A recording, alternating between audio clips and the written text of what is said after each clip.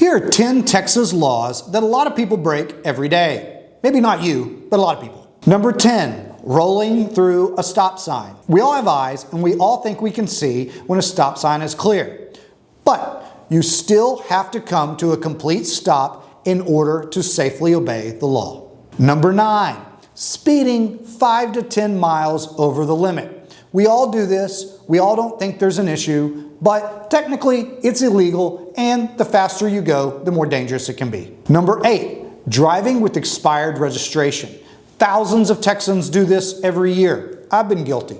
The reason so is you get busy, you forget to do it, or you don't have the money to do it, or it's just not a priority, but it's still the law. Number 7, blocking a driveway.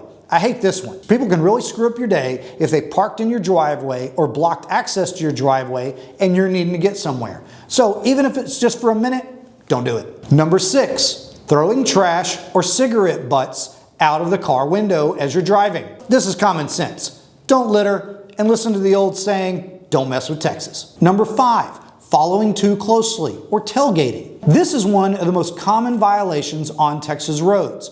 What you're supposed to do is try to keep at least a 2-car length distance between you and the car in front of you. However, we all know Texas roads, especially in our big cities, and guess what? You leave enough space between the person in front of you, somebody else is going to jump right in there, aren't they? Number 4, using a handheld phone in a school zone. Most people don't realize this is illegal in Texas.